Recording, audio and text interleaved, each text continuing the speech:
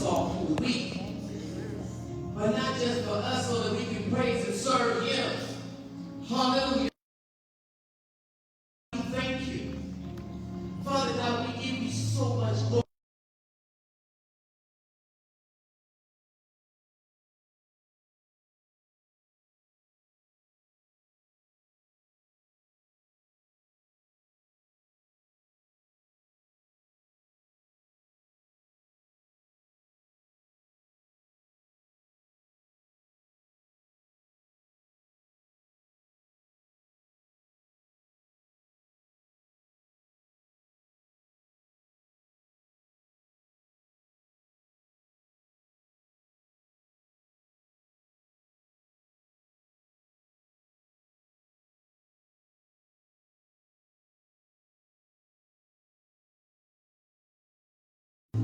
My God, let us all say, amen. Amen. Give God some praise. Hallelujah.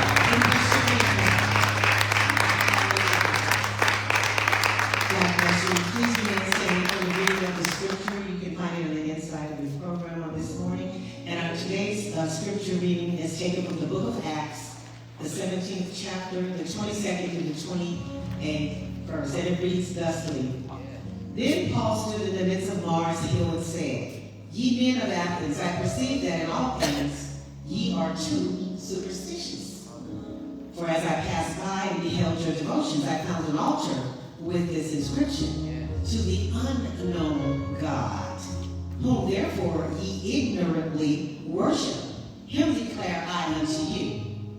God that made the world and all things therein, seeing that he is Lord of heaven and earth, dwelleth not in temples made with hands, neither is worshipped with men's hands, as though he needed anything, seeing he giveth to all life and breath and all things, and hath made of one blood all nations of men for to dwell on all the face of the earth, and hath determined the times before appointed, and the bounds of their habitation, that they should seek the Lord, if haply they think they might feel after him and find him, though he be not far from every one of us. And the 28th verse reads, For in him we live and move and have our being, as certain also of your own poets have said, for we are also his offspring. And the word of the Lord is blessed. Hallelujah. Join us in praise and worship. God bless you.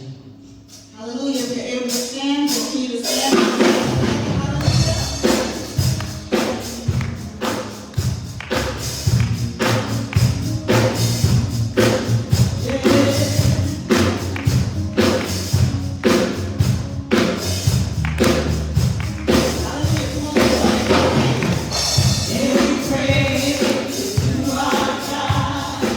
Every word of worship with one accord.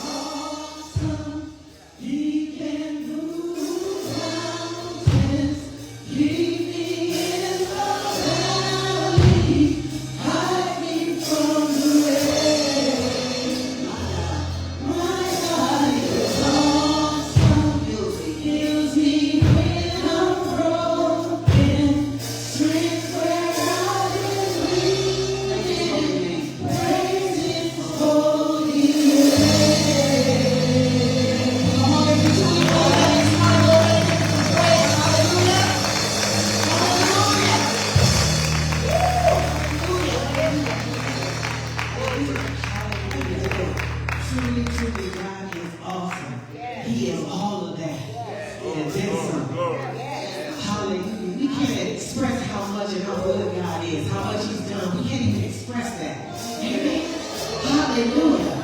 Who woke you up this morning? My God. My God. Glory to God. Praise God. You may think you're seated in the Lord. I just want to give a big shout out and a big hug around this room to all of the Dayspring members here for their participation and their support last Sunday for our Women's Day service.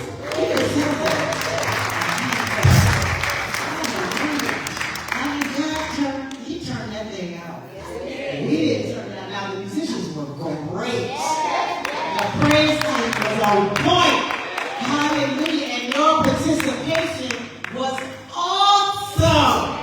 Yeah, it was just awesome. Everybody that participated, I want to thank you. I didn't have to beg anybody to do anything. I just asked and they said, sure, lady. You know, I'm like, well, thank you. So see, that's what happens when you fast and pray. Hallelujah. That's been my experience. You can get through it all.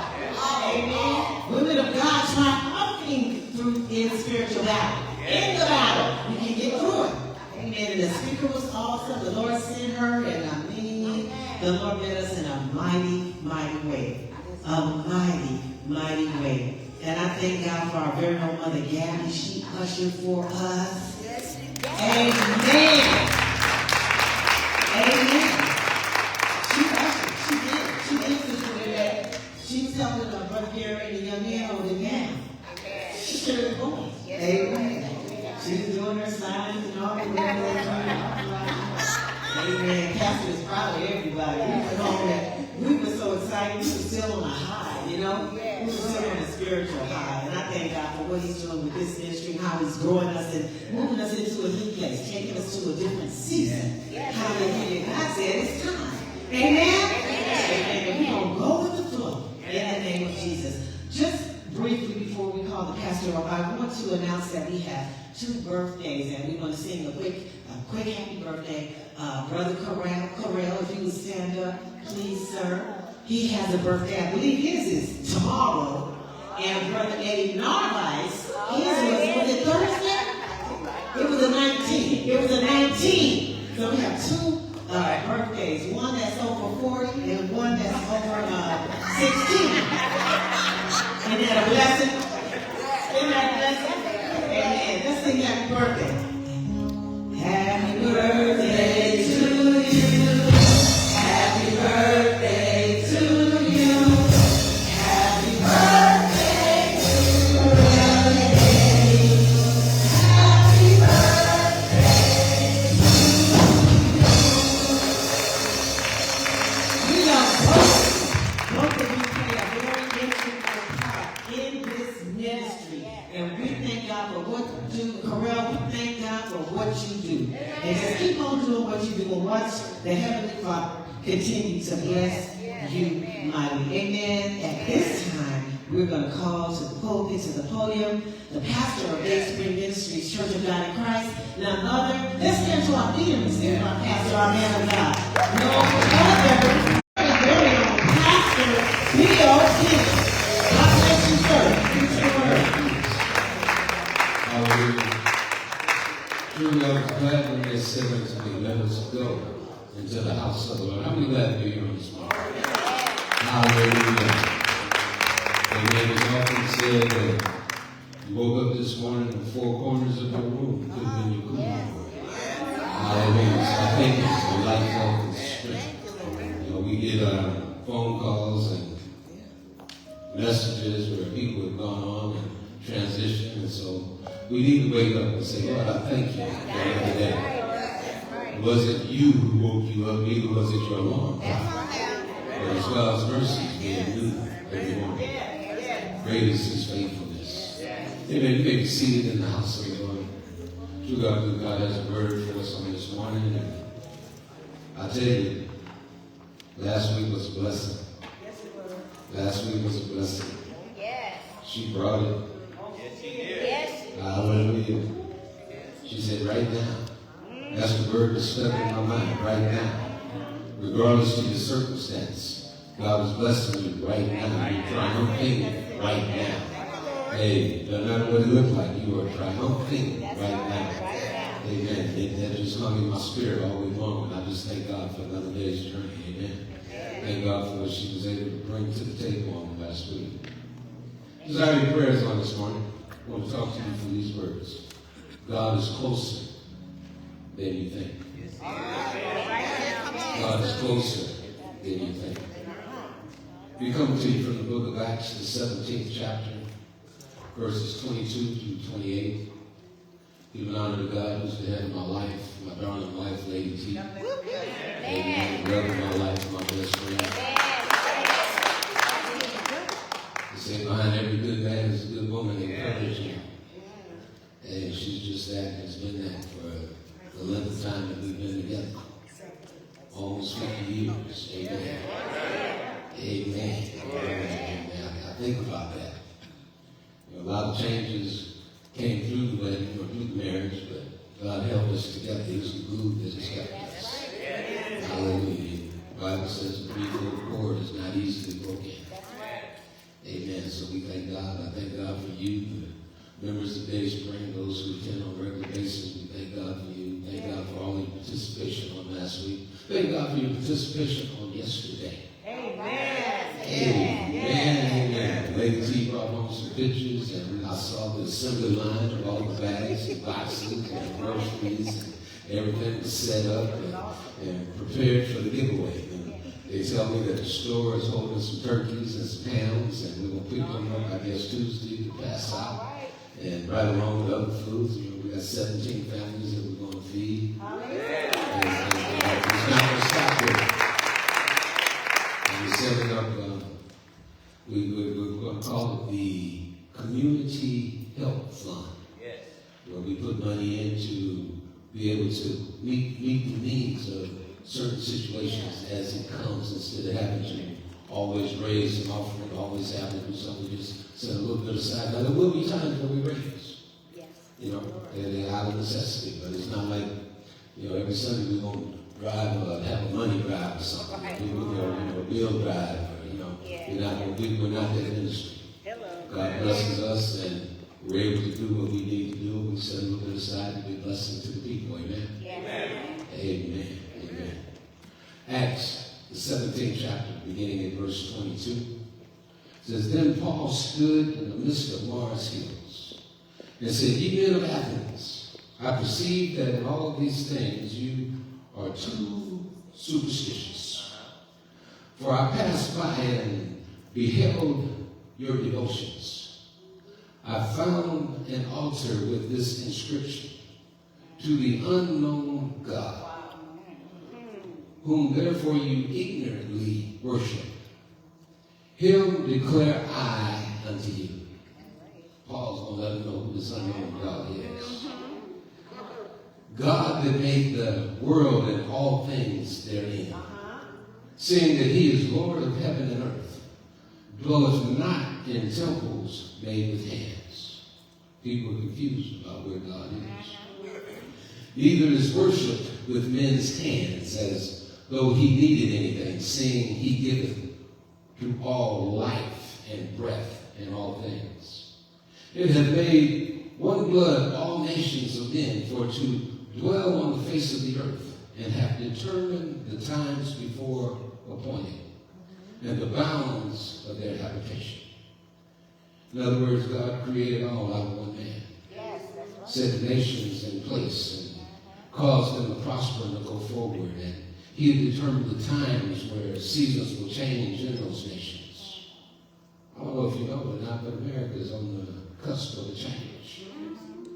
The way things are happening, things are changing. The way we used to think 2 years ago was kind of on the wall trying to figure out what to do. You know, when I was working and we have a program or plan where we needed to make some changes, we did what we call the spaghetti wall. You hang big brown sheet paper on the wall, and everybody who had an idea of what needs to be done would put it on that wall. And no idea was a bad idea. And it's seemingly that this is where this country is today. No idea is a bad idea. I don't know if I agree with that, but that's where it seems like we are. No idea is a bad idea. there's man's way and there's God's way. And God has set all nations for their time and their place for their dwelling before appointed, and the bounds thereof of their habitation. That they should seek the Lord, and if haply they may feel after him and find him, though he be not far from every one of us. I thought that was an interesting statement. That they should seek the Lord, and happily they might find or feel after him and find him. He's saying God is possible to be found because he's not far from every one of us. The verse 28 says, for in him we live and move and have our being. As certain also of your own poets have said, for we are also his offspring. Talk about God's offspring. You know, sometimes we feel connected to some folks, and sometimes we don't feel connected to people that we know. Sometimes in our relationship, walking with God, we feel like God is right there. He's blessing me right now. He's real, he's so real to me. Then there's the times where it seems like he's so far from me. You know, my prayers don't seem to be answered. Things are not going the way that I want them to go. And every time I turn around, it seems like trouble is on my back. And then there's those moments where it seems like anything I do is okay. Everything I do is all right. And I'm just up and down and up and down. And sometimes I'm just trying to figure this thing out. You know, I was thinking the other day, you know, I started driving along before most cars had two side view mirrors on them. I got my car and it was raining, and for some reason I took off. I was at the store and I took off and handled my business. I got ready to change lanes. And when you get out my car, my mirrors fold. When you get back in, they open up. And one of them didn't open. So I look to the right and I'm ready to make this change. And I'm like, you know, thank God for my dashboard to show a red light when the car's right there. You know, and I'm like, oh, okay, whoa, wait a minute. And I started thinking back, I remember when we didn't have them. And I remember years ago, I'm riding on the freeway doing 70, 75 miles an hour, and I looked over it to see the car and said, oh, that's cool. And I'm looking at the car, and I noticed this writing on the bottom. It said the vehicle or this image in the mirror may be closer than you think. I want to say to somebody, God is closer than you think. You know, looking at that, and it caught my attention, Phil, and I began to read what it says. I mean, because you're moving, you know, it's doing like this, so you can't really make it out, you know. So look at it. The guy in front of me hit his brakes. And I had to hit my brake, but I just caught the flicker of the red light. You know, thank God, you know, reactions. But, you know, sometimes we can be distracted. And we're not paying attention and don't realize that God is closer than we think. Y'all will pray for me this morning. Sometimes in life we're making decisions and we don't count God in. Yes, Proverbs 3, 5, and 6 says, trust in the Lord with all your heart. Lean not to your own understanding. In all your ways acknowledge him. And he shall direct your path. That's what it says. But quite often in our desire to do something, we're not trusting God for it. We see it, we go for it. Say, wow, that looks good. I'm just going to take that step. I'm going to make that move. And my motion and my intent is to go after what I desire and see what I want and try and get it. But God is saying, trust in the Lord with all your heart. So the trust comes before the motion. Or the motion is trusting in God. But sometimes in life we have to just a tad bit backwards. And so Paul finds himself in Athens. And he's talking to these people where he's seeing what's going on. You know, he's a missionary to the unsaved. He's a missionary to the Gentiles. And he's been doing this thing, and he reached a place where people were starting to listen to him. And so he says, he sees what's going on, and he notices all of these idols that people are worshiping. We got the idol of cars. I only drive Mercedes. I only wear a certain caliber of gold. I only wear diamonds. And I get confused, and so Athens was no different than we are. People had all these different kind of idols that they worship. They had situations going on that some didn't even know about God, but other situations were pulling them away from God. And so Paul had this message to the Athenians. He's those who were highly intelligent, and those who were smart, and those who thought they were smart. those who had built their lives on philosophy and psychology and all these other things. They had their degrees in whatever field that they felt that they wanted to be involved in. They were sharp in those areas. But when it came to God, there was this unknown God that they figured they just better put in there so they don't miss nothing. You know, we pray for breakfast, we pray for dinner, and we run regularly. Lord, we thank you for this food we're about to receive. Bless it, sanctify it, allow it to be health and strength for our body. You know, we live in a plate, you know what I mean? We just run through it, you know, and sometimes we don't take into consideration what we're saying or what the process was to put us where we are to be able to have a plate of food. Paul is talking to these people who were wrapped up in empty philosophies and philosophers who really thought they had it going on, who felt like God was distant and that God was unknowable and that God was unreachable. You know, sometimes we too, in our prayers, we feel like God is unreachable. We feel like because of the lifestyle that we have led that God is unreachable. But Paul's message to them was this: God is way bigger than your imagination. God is real and he's personal. And for those of you who don't know, he's closer than you think. So I just want to talk to you this morning from those few words. He's closer than you think. And I'm praying that this word will hit your spirit as much as it hits your mind, because sometimes intellectually we'll grab on, but when it comes right down to believing, we have a problem receiving. Amen, somebody. So Paul finds himself in this place, and he stood in the middle of Athens, surrounded by idols, philosophers, confusions, and he lifted up his voice to declare a simple truth. God is not distant, God is not silent, and God is not hidden. And if I can speak to the church this morning, I want to say God is not distant, God is not silent, neither is God hidden. He's right here, right now. Hallelujah. You don't have to go looking for him according to the scripture in temples. You don't have to search for him in traditions or rituals. He's closer than we think. Amen, somebody. Point number one. Point number one. Thank God. Amen. God needs, no? There we go. God created everything. Verse 24. Paul was standing in a city full of idols and said, let me introduce you to the real God. Come on now. You know, we grow up with people who've been in and around the church all of their lives, and their lives doesn't seem much different than my life when I was in sin. They go to the same places I go and did the same things that I did and smoked the same kind of weed that I smoked, and drank from the same kind of bottle that I drank from, but they be in church on Sunday mornings. And I'm not knocking them.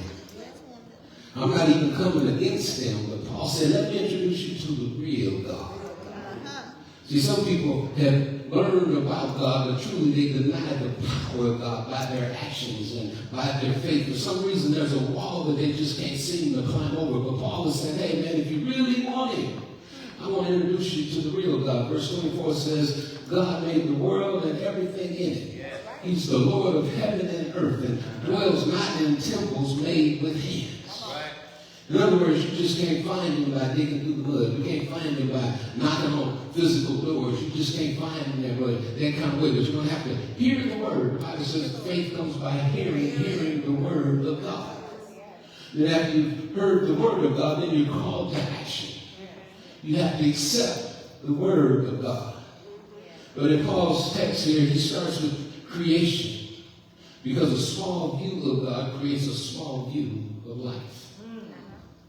You know, when you're young and they say, what do you want to be? And most of the boys say, I want to be a policeman, I want to be a fireman. Because they feel that's a position of not necessarily authority, but they feel it's a position to be respected and honored. They know that they help people and they want to be somebody when they're young. That's what they want to do. But as life grows on and their world becomes bigger, their aspirations become bigger. And so they begin to look at things. But when you got a small view of God, he sits high And he grants wishes according to my niceness. According to my behavior, he'll grant me a wish. That's a very small view of God. And a lot of people stand in that place. They believe God is this white-haired man up in the heavens and look at who's naughty and look at who's nice and passing out blessings according to them and according to those things. And that's not who God is. Athens had many gods, but they had none with power. And Paul said, let me introduce you to the real one. The God who can change your life, change your circumstances. The God who, when you're down, can pick you up. The God who, when you get ahead of yourself, he can slow you down, bring you back into perspective. He said, let me introduce you to the real one, the one who flung the stars in the skies, the one who made the heavens, the one who holds the universe in his hands, the one who scooped the mountains with his hands and told the ocean, don't go past his line. The real one. The one who created all that is. You can come this far and no farther. He told the waters that God knows your name. He knows who you are. He knows your story. You can testify to somebody and you can testify to somebody, but God knows your story. We can talk about how good we heard God is, but God knows your story. He knows whether you believe or not. He knows the walls that are in front of you that hinders you from going forward in him. And he's just waiting on you to talk to him so he can open those doors to let you in. He said, that word have I hid in my heart that I might not sin against you. And we got the word in the book on the shelf, in the bookcase, but not in my heart. We got the word on our phones, on our tablets, on our desktop, but not in our hearts. And we'd rather say I'm a child under construction and God knows my heart. And I want to say, yes, he does, and yes, you are. You are a child under construction. You are. God does know your heart. But God knows his expectation, what you to do with what's in your heart. He expects you to build on what you heard that brought you to him. He expects you to live it out so you can be an example for somebody else who's watching you while you're watching God. Hallelujah. Amen. Somebody. See, when you know the God that you worship is the maker of all things, fear loses its grip. Yes, sir. Sickness loses its authority. Whose report are you going to believe? I'm going to believe the report of the Lord. His report says I'm healed. His report says I'm filled. His report says I can draw from the well of salvation, draw with joy from the well of salvation. In a bad situation, I can draw. Whose report are you going to believe? See, when we believe the report of the Lord, we believe the things that God said, not only does fear lose its grip, the sickness its authority, but the devil loses territory. Hallelujah. He loses territory. You're no longer his. You've been bought with a price. You've been redeemed by the blood of Jesus. And we have to understand that and allow it to sink in to our hearts. Where when we don't feel like we got the victory, we know we got the victory. Sometimes we find ourselves in situations where you just don't feel good. When you know who you are. You know whose you are. What you feel really don't make a difference because it's all an understanding. The Bible says, no, you're getting an understanding. See, God has called us to understand things. And sometimes we don't want to take in that responsibility because it interferes with what we try and do. But understand that I have responsibilities. The situations outside of my circle of influence can call on me. And it's my responsibility to stand in what I understand. My friends can call and let's go hang out. But I got responsibility. And understand the repercussions that hanging out will cause if I don't do what I'm supposed to do. I understand the setback that will happen if I step out of the circle of my responsibility. I understand the challenges that can come. Not only that, I understand the influence that I have on other people. So when I step outside the circle, they say, well, if you do it, I do it. Anybody ever see somebody kind of surprised you a little bit? Hallelujah. Amen. We went to one hotel one year up in Vegas just to get away. I don't gamble, never have gambled except for one time. Slot machine spoke to me, and I just about ran. I tell you the truth. There was money on the roulette table, and I won a little bit, but I heard the lady tell the other guy when they should say he's good for about 70. And I hit about $80, and then I lost 35. I said, okay, that's what she was saying. I haven't gambled since. Wasn't saved either, but I haven't gambled since. You know, coming back from cashing my money in, I heard the slot machine said, play me and I'll pay you.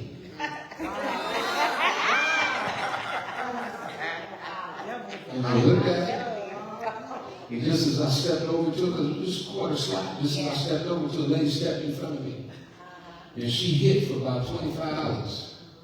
And I'm like, well, for a quarter, it's a whole lot of money. You know, and so I looked at it, and I said, man, I'm out of here.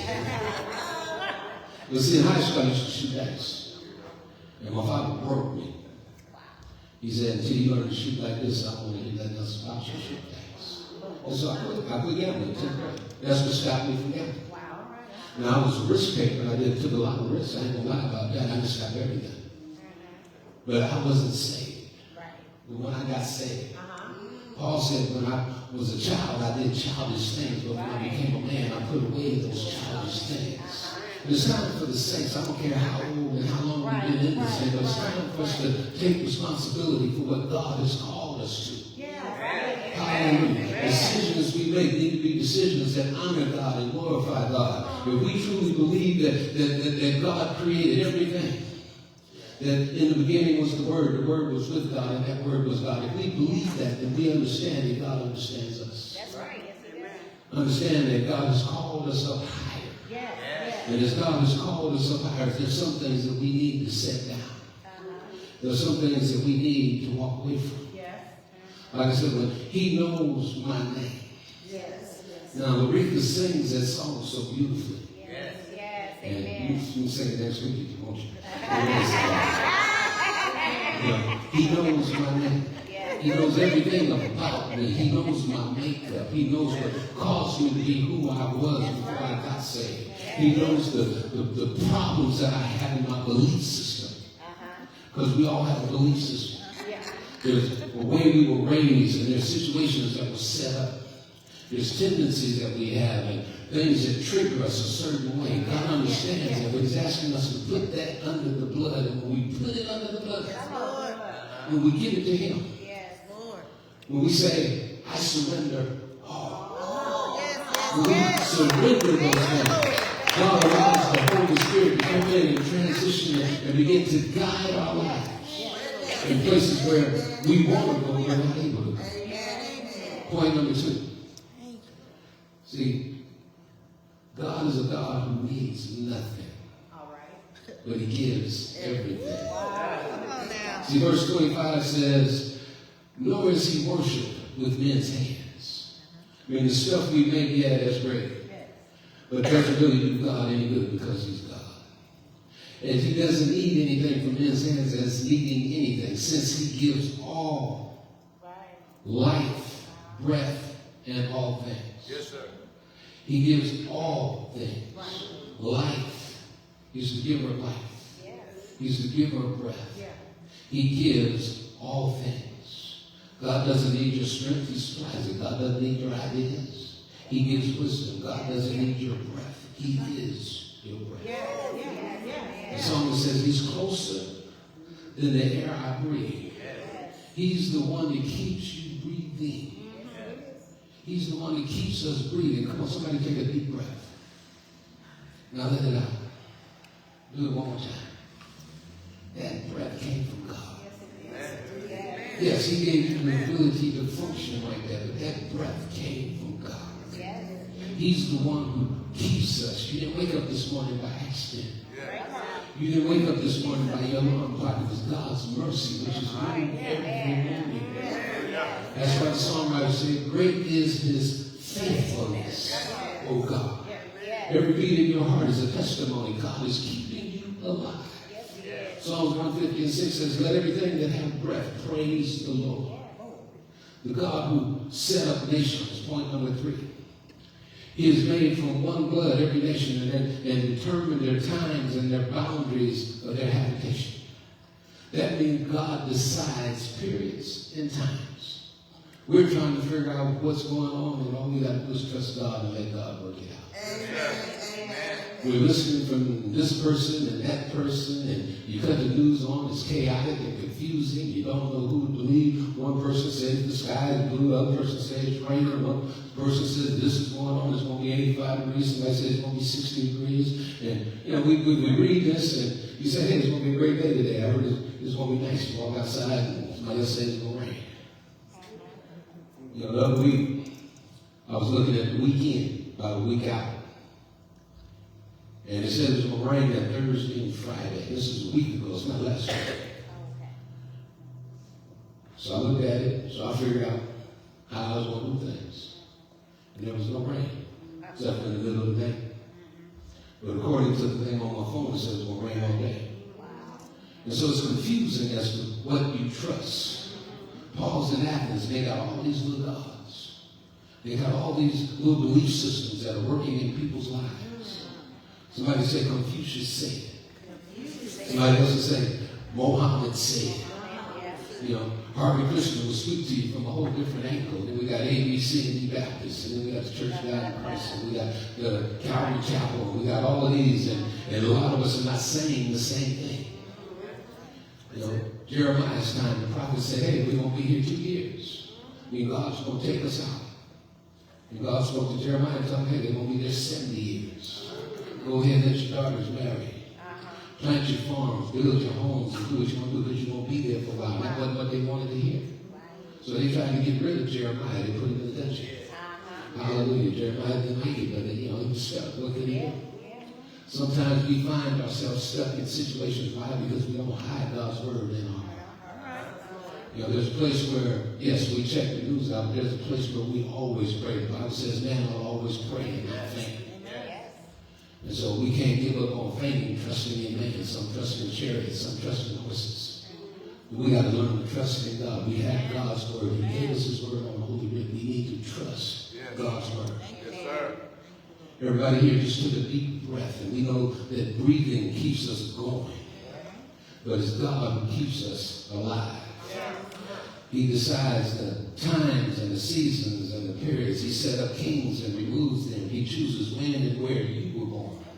Hallelujah. You are not in this city by accident. You're not where you are by accident. It's part of God's plan. I believe we're not alive in 2025 by coincidence. There's so many situations that happen in my life where I don't have to be here, but God kept me. As I look back over the history of my life before I got saved, I wonder why. And now I'm beginning to understand why. And sometimes I still wonder why. You sleep on the freeway with your head bouncing on the window, but you ride. Got people in the car, and you wake up. You remember being on the 110, and now you're on the 10. Getting ready to miss your exit. You're trying to end the year. Say, how did I get here? God brought you there.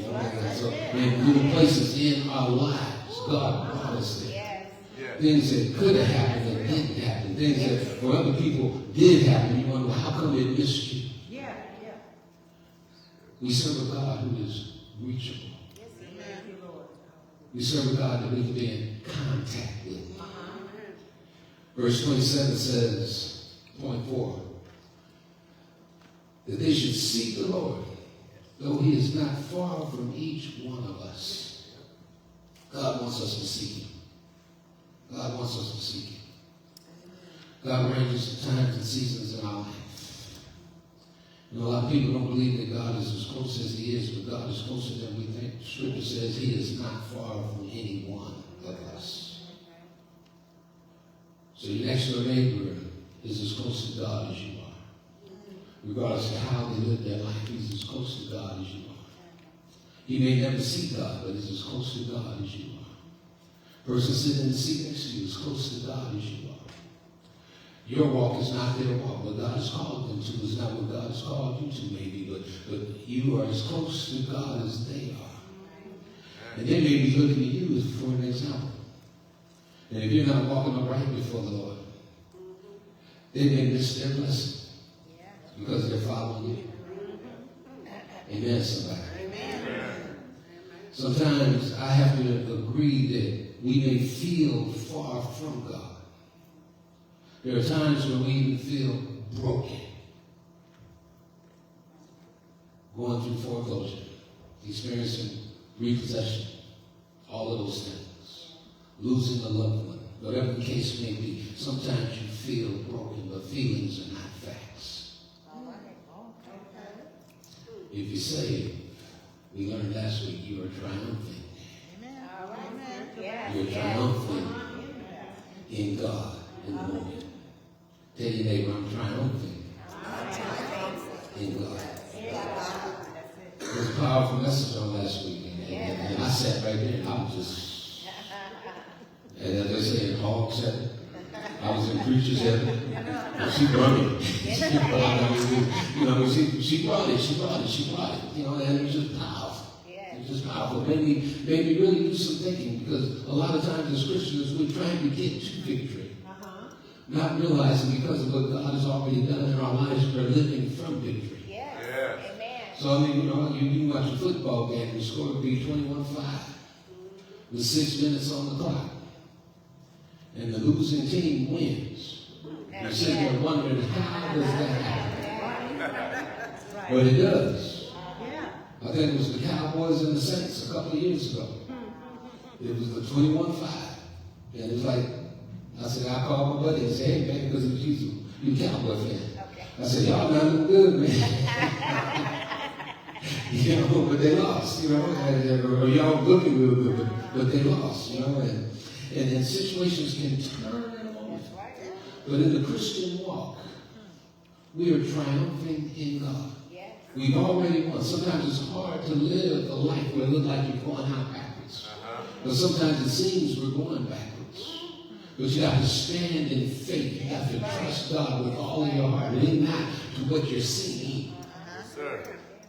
When you're looking at it and you see it and it looks like you're sliding backwards, not backsliding, but sliding backwards. It looks like everything is running away from you and you've done nothing. You got to consider Job, who was perfect and upright, who did everything like he was supposed to do and do, but things still went south for him. We have these examples in the Bible where things didn't go the way that they were supposed to go and promises were made and it just didn't look like they were going to happen. But Abraham became the father of faith, standing on the promise that God gave him long before after the flowering of his wife. Amen, somebody. Where he was well up in age, wondering about his availability to perform. He's wondering what's going on, how this is going to happen. And Sarah said, hey, before it gets too late, use my handmaid. So we can get God's promise. And sometimes we think like that. We want to get God's promise, but we don't want to get it God's way.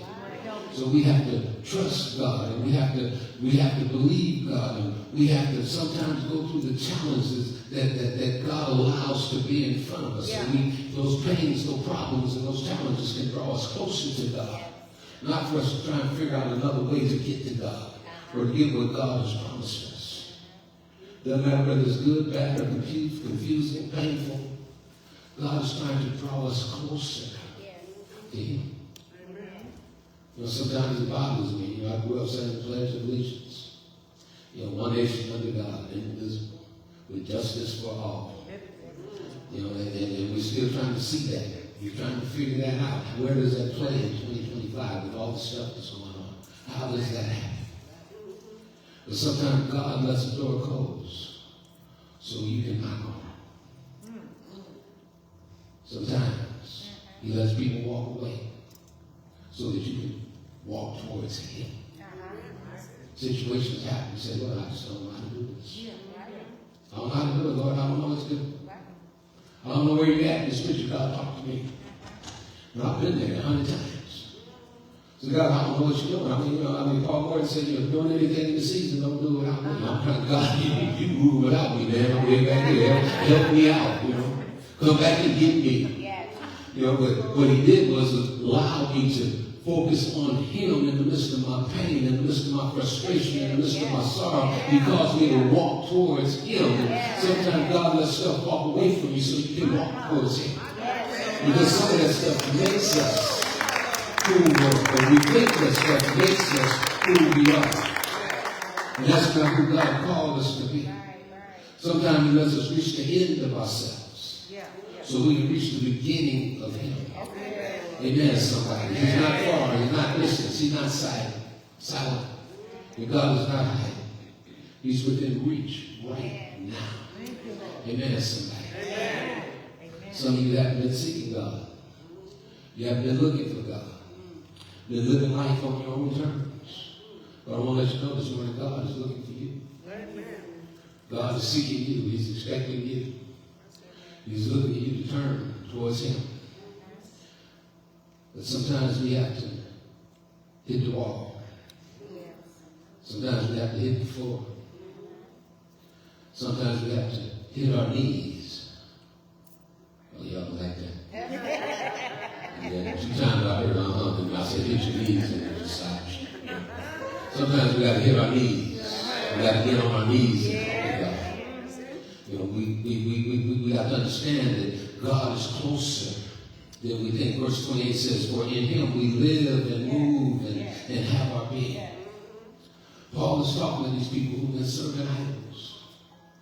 Idols of the street, idols of music, idols of whatever, idols. Sex, drugs, and rock and roll, idols. Situations that we put in front of God. When Paul is saying it's in him that we live, move, and have our being, Paul shifts from theology to intimacy. God is calling some of us up and calling us closer. See, we too have to shift from the knowledge of God to a relationship with God. Right, yes. Hallelujah. Sometimes we're cool right where we are. I'm good, and God's good with me, and I'm good with God. Everything's okay, but God is calling us closer. We all have room for improvement. Yes, You know, this is not the God who just created the universe, but this is the God who holds your soul together. See, your soul houses your mind, your will, and your intellect. And without our intellect, we kind of mess up a little bit. Without willpower, it's difficult to follow through on God. You know, our mind is so very close to our soul, but there's so much stuff that has been in our minds from a very early childhood that we thought we wanted to be that policeman, we thought we wanted to be that fireman, we thought we wanted to be that school teacher. And we hold on to those things and we fight our way into these positions, not realizing that that's not who we are.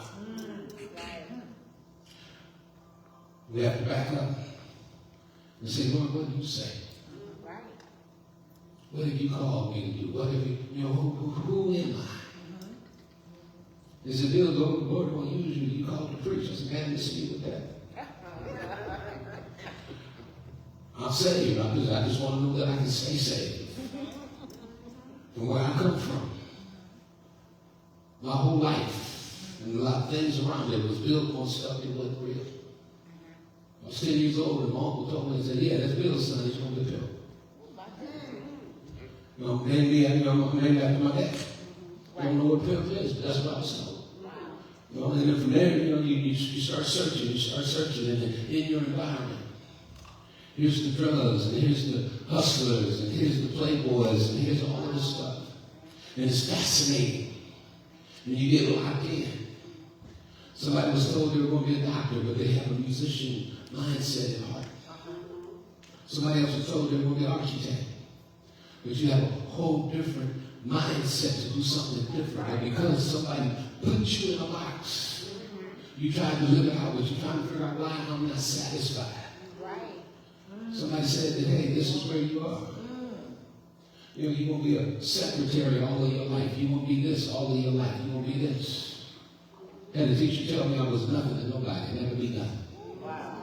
I was in the sewer trying to pull everybody down with me. He said it in front of my classmates. And the next day, it was all over school. You know, I had to hold my head up and like, you know what? There's things that you want to do that you just can't do to everybody. But in my mind, I said, when you say I'm nothing, I'm going to show you nothing. And it put me on the track that matched up with everything else that everybody else said. And so, yeah, we held the campus down with drugs. Yes, we had all kinds of stuff going on. All kinds of stupid stuff. And so when it came time to get saved and say, you need to get saved from what? I'm good. Got a good job, make good money, got a wife, 2 kids, a dog, a couple of cars. I'm good. Hey, I go where I want, do what I want. We hang out all weekend, we party, have fun. Didn't realize God was knocking. Yeah. He was knocking. Yeah. I had idols all over the place. I had friends that I looked up to who just, man, that dude, he's mad. Got this going on, he's mad. Brothers rolling in nice cars. 1974, I had a buddy had a Cadillac, Superfly Cadillac. Wow. With brown plates in the front, Cadillac on the top, window about that big. Wow. He went to jail, he was a pimp. He went to jail and he said, hey man, I want you to take care of my girls and run my business for me. And I'm like, man, I'm not going to jail. I'm not going to jail. I wasn't stupid. I was in the life, but I wasn't stupid. And so, there's situations that people put you in. Because you, the man, I don't know if that's his car or not. That's what he drove. Right. I know the girls that lived with him were prostitutes. I know they sold cocaine and, all that kind of stuff I tried to shy away from. But the enemy will try to suck you in. He'll try to suck you in. And if your heart's not right, you follow after that stuff. So instead of following for him, I ran with the guys that I did all of the same stuff. But I trusted him. I didn't trust him. Right. But when God saved me, Yes. when Paul became a man, he put away foolish things. You begin to walk upright. You begin to see what God is doing. Scripture says it's in him that we live, move, and have our being. That he's the creator of all things. God knows our hearts. God knows where there needs to be change. He sets the timing and the standards. He sets the disciplines in front of you where you get opportunity again and again and again and again to turn towards him. When doors close, he's hoping that you will knock on his door. When people walk away, he's hoping you will walk towards him. Yes. Amen. My father got killed when I was 15 and it messed my head up. And those who had influence in my life came at me with a bunch of lies. But I'm grateful that when I was 31, I found out God was not distant. God was not far off. God was not silent. Neither was he hiding, but he was in reach.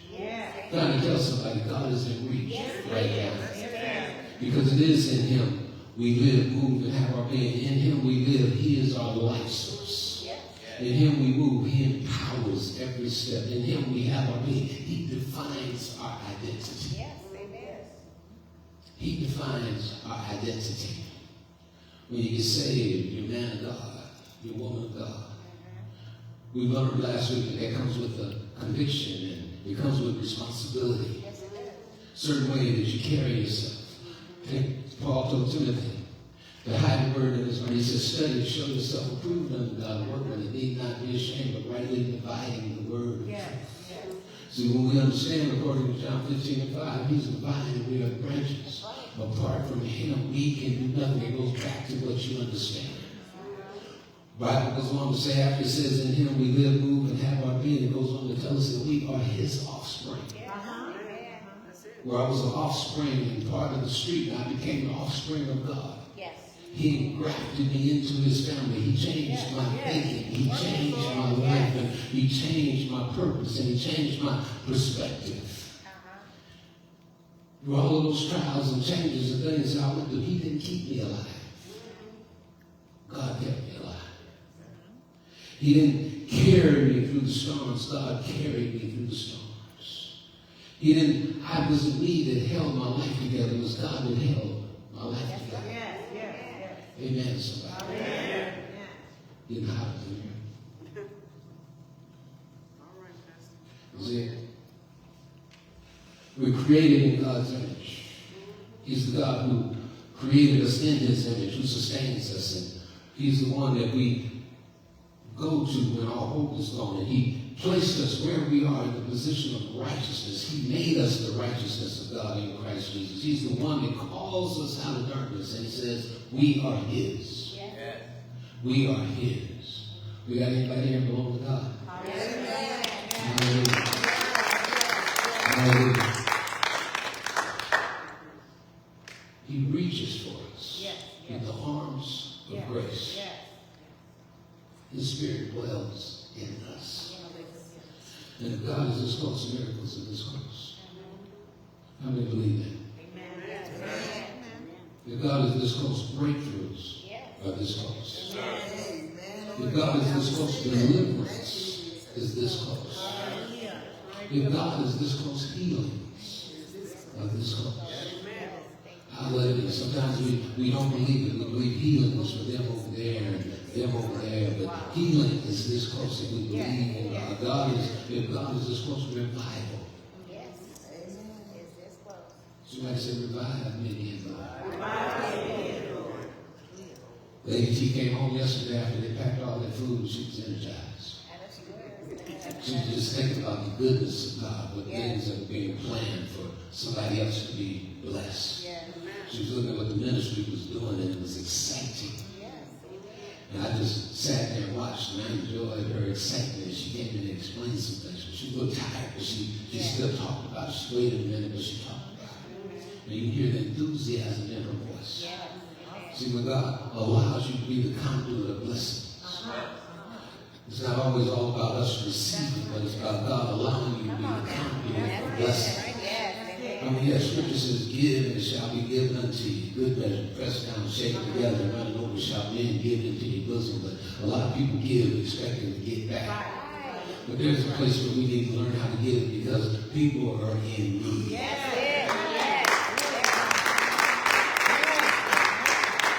The Bible says, those who give to the poor, lend to the Lord. And so we want to be on God's side. Am I right about that? You know, Paul preached to the idol worshippers in Athens. And he showed them God who was not made by hands, whose hands made everything. And so we have to understand that we don't serve a God who is far off. We don't serve a God who is difficult to find, but we serve a God who steps into our lives in certain situations. He said, my peace I'll give you. Peace that surpasses all understanding. He said, I'll keep you in perfect peace if you keep your mind stayed on me. And sometimes it's difficult because we're looking at the problem and say, God, you said you keep me in perfect peace, and I'm frantic right now with you. You back up. You take a deep breath. And we don't say, Walusa.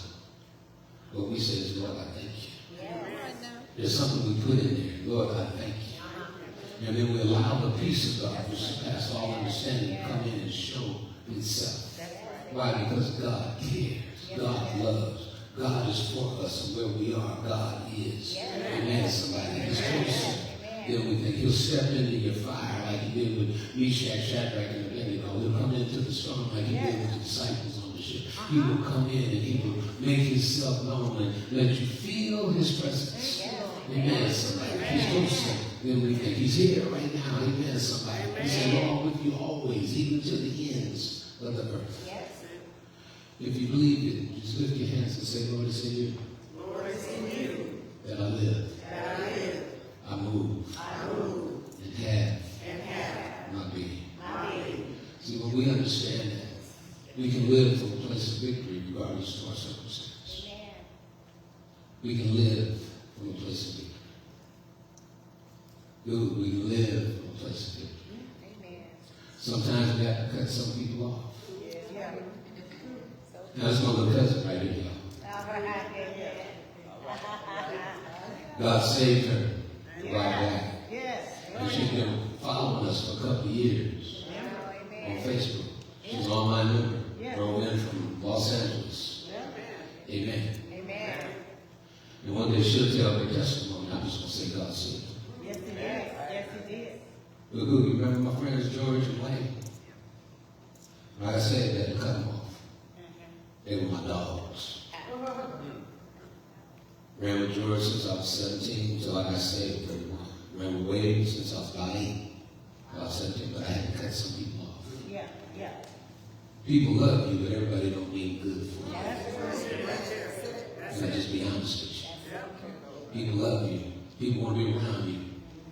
People want to talk about, remember when, hey, we're doing it like this. Sometimes God brings us to a place where I don't do it like that. Right. Sometimes I got to shut it down. See, when I was running my printing press, I worked with this guy. And as long as the press was running, sometimes we get bored because the machine's doing all the work. And since I was in charge, I didn't do nothing but watch it. I pull the sheet every now and then, I look at it, check out the problems and set it down. Did that about every 5 minutes. But the other guy had to keep me in there. The other guy had to keep it running. And then the president was talking, he said, man, I love it like that. I said, man, I'm bored to death. He said, boring is good. I never looked at it like that. The machine was in order. Right. Everything was like it was supposed to be. But because of who we are and the way we think, we need stuff to be happy. We got to learn to enjoy the boredom. Paul said, I've learned to be content in whatsoever state I am. I've got to the place I can sit at home and I cut the TV on. I don't have to say Google, play down the word.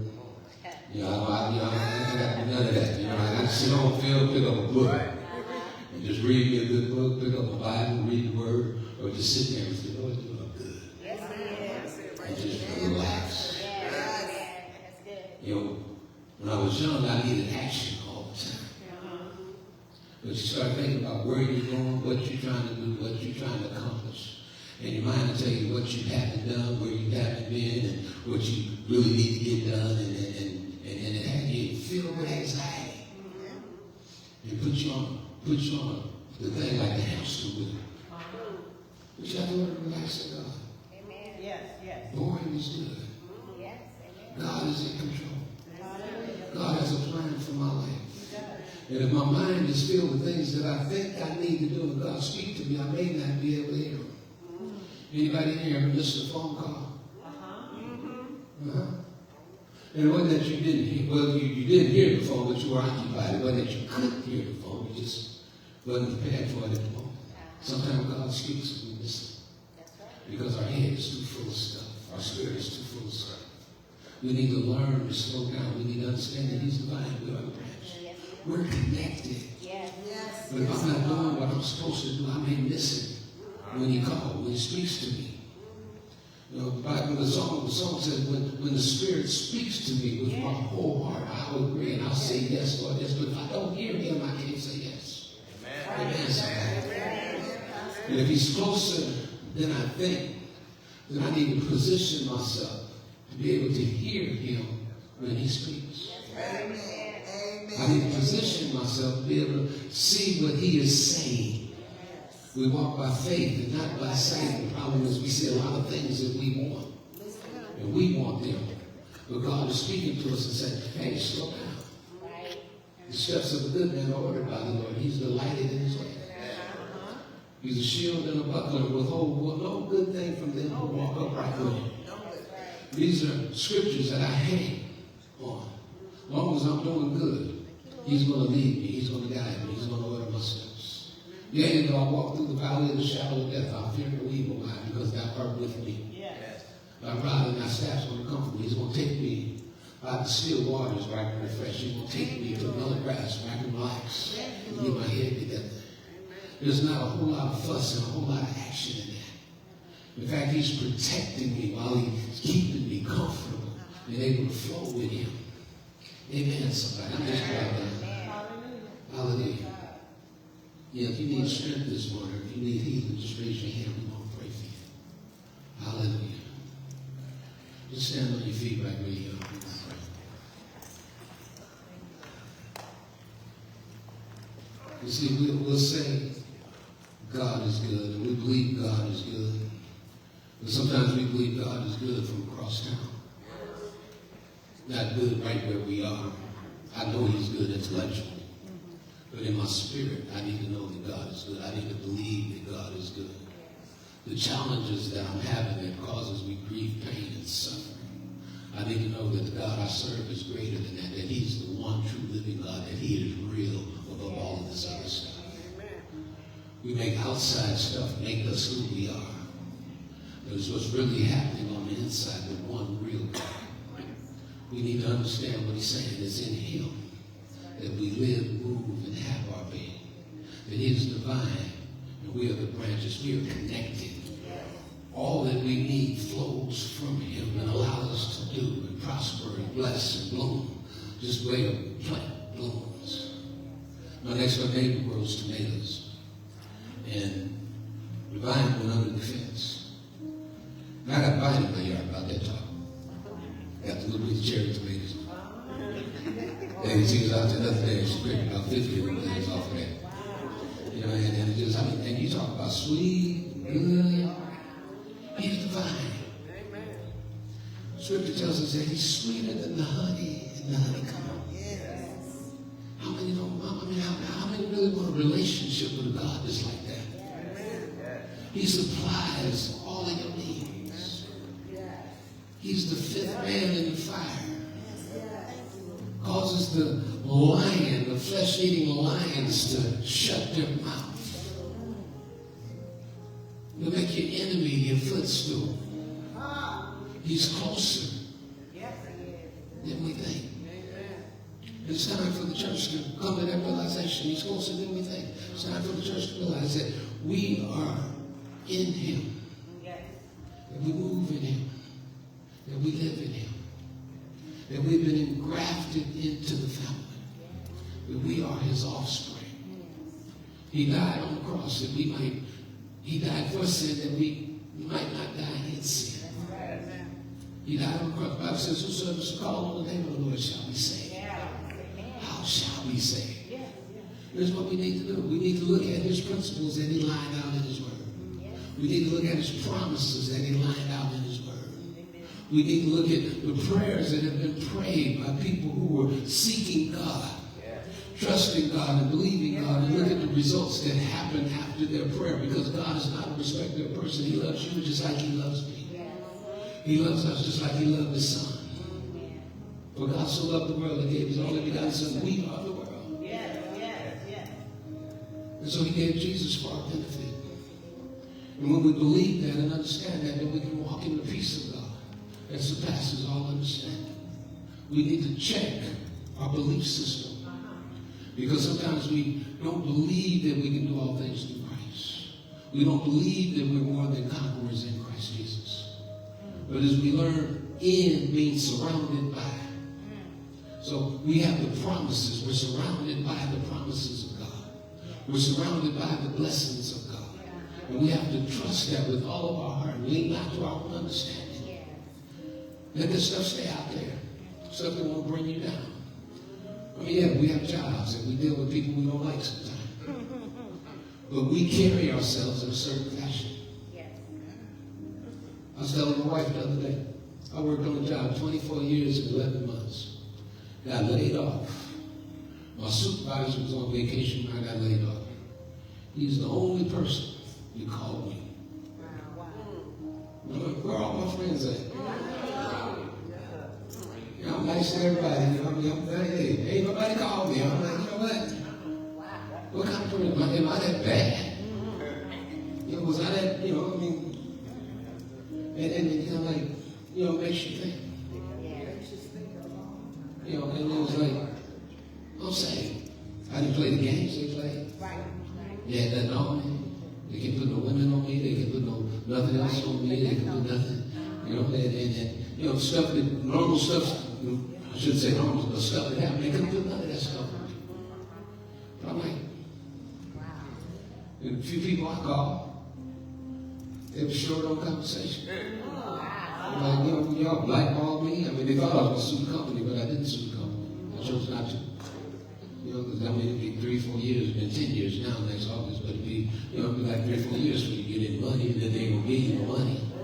You know, and I'm not going to wait 3 years for $25,000, $30,000. You know, sue them and not be able to collect unemployment, not be able to, you know, not be able to get other stuff, the benefits. I'm not going to trade one for the other. You know, but we have to trust God. We have to trust God. And so I'm asking you to trust God. Not trust me, but trust God. Come on, lift your hands up. I'm going to pray right now. Father, we thank you right now for who you are in our lives. We thank you, God, how you loved us so much so that you sacrificed your son, Jesus, on the cross of Calvary that we might be saved, oh God. God, you redeemed us by the precious blood of Jesus Christ. There's people under the sound of my voice, God, that needs healing and deliverance. And in certain areas, Father, need to be set free. God, you know every heart, you know every mindset, you know every situation. And so, Father, I look to you this morning to be their deliverer, to be their healer, God, to be their helper in the situations that they face. Some are trying to put strategies together to go forward, to do certain things. We pray for them, oh God. In the name of Jesus, somebody's trying to establish a business and really work out, God. We pray for them, Father. In the name of Jesus. Oh God, touch someone struggling with their finances. And we pray, Father, that you open the door. That you show them, show yourself strong, God, in their lives. Be that lamp unto their feet, that light unto their pathway. Let them see that they are connected, God, and help them walk up in righteousness in Jesus' name. Amen. God bless you. I pray that something was said.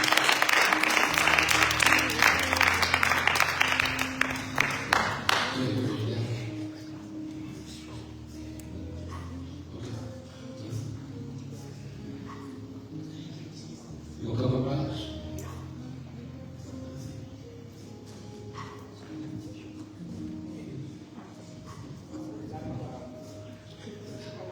We all always got a problem. You don't have one, you're going to have one. It's going to show itself. Father, we thank you for Rosalind.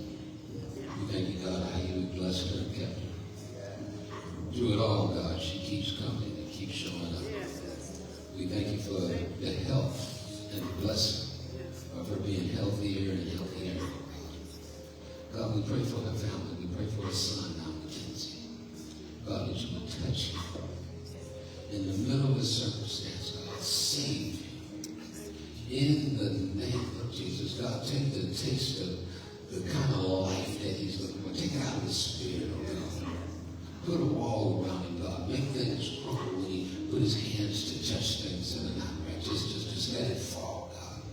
Let him see that you're the way, the truth, and the light. There's no other way besides you, God. Touch right now. God, whether it be drugs, take it out of his mouth, God. Take it out of his heart. Break the addiction. God, if it's just the attitude of trying to be slick and cool and hip, God. Show him, God, that there's a better way of the life that you have for him. In the name of Jesus. God, give Rosie peace in her mind about her own son. Give her peace, God, like a river. Let it flow through her. Let her speak scripture over him and to him, oh God, in the name of Jesus. Not in anger, but in love, God, in the name of Jesus. Touch right now. In that we bind the enemy that wants to destroy her mentally and psychologically, wants to frustrate her. And let just peace flow like a river in her life. In Jesus' name. Amen. Amen.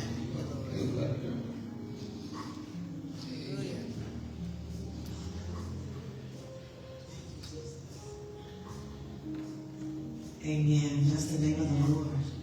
Truly, God is closer than we think. He's right within our reach. And a lot of times what we do, we refer God bless you, Pastor. Well, listen to Pastor Cross. A lot of times we'll refer to everybody else about our situation before we go to God. And he's right there. And then all of a sudden, when you down in a hole deeper than you thought you would be, a light bulb comes on. Somebody talks to you and a light bulb comes on. You know. And then, I should have confirmed with the Holy Spirit before I, took this move or that move. Amen. He's closer than we think. He's right there. He's right there. Amen. God is good. God is gracious. God loves us. God wants the best for us. And I bless his name. Amen. Well, it's offer time, Jason. Hallelujah. Thank God that we are able to give on today. I thank God that we're in a position, a lot of us, to have enough for us and enough to share. Amen. Amen? That's saying something, especially in the time in which we live now. that God would do that for you. He'll allow us to have enough for us and enough to share. And that's a good heart. That's a good heart stance to be, wanting to share. Wanting to share. And like Pastor said, it's not about if I do this, I'll get that. It's not about that. That's not purity in giving, if you ask me. You give because you have a heart to give. You want to bless someone. Amen. You want to see somebody be good, do good, have something. If they're hungry, you want them to be fed. If they don't have any clothes on, you want to give them some good and clean clothes to wear. Amen? Amen. Because truly there's a need. There is a need. Amen. God is good. Those of you who need an offering envelope, our ushers will be more than happy if you just raise your hand. They'll be more than happy to offer, to give you an envelope. Amen. Amen. Everyone has an envelope.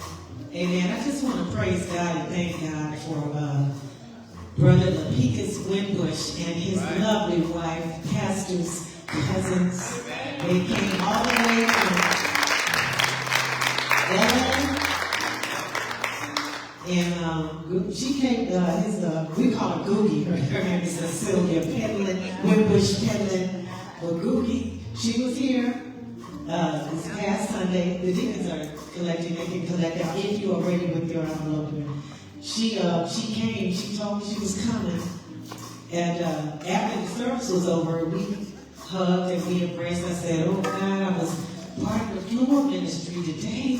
You know, I was out there on the floor for a good while. It seemed like I was. And so she just had to laugh because while I was down there, she was, I think, on the other side of the room, on the floor.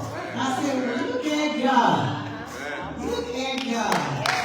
I told everybody who was in that service, God was going to have something specifically with their name on it. Specifically with their name on it. And he did. And God is a God who will do that.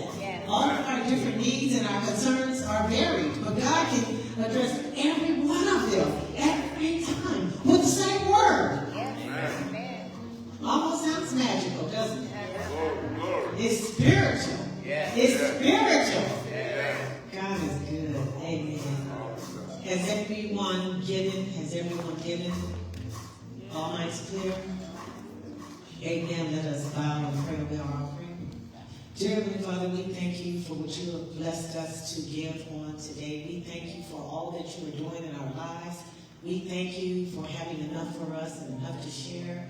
We thank you that we have a heart of compassion, and we thank you that we are cheerful givers in this house on today.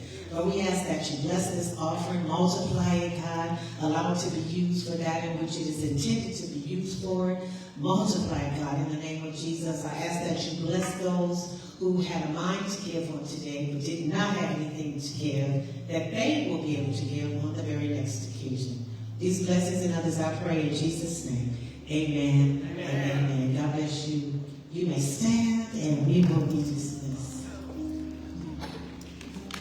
Amen. Brother Phil, why don't you come and dismiss us, sir? Hallelujah. Praise God. Praise God. Glory be to God. Powerful word from God. As we're standing, Lord, we thank you. Father God, we thank you for the word that you sent through, that you sent down, Lord. Let it fall. We thank you that it has fallen on good ground, God. In the name of Jesus, Father God, let them take this word and share it. Spread it abroad. In the name of Jesus. Oh, Father God, bless every family that is represented here and those that are online, oh God. Do something special for them, God. In the name of Jesus. Father God, we want to give you the honor and the praise. In the name of Jesus. Now, Father, as we leave this place, Father God, remember from your presence, continue to cover us, keep us, and guide us, oh God. In Jesus' name, amen. You are dismissed.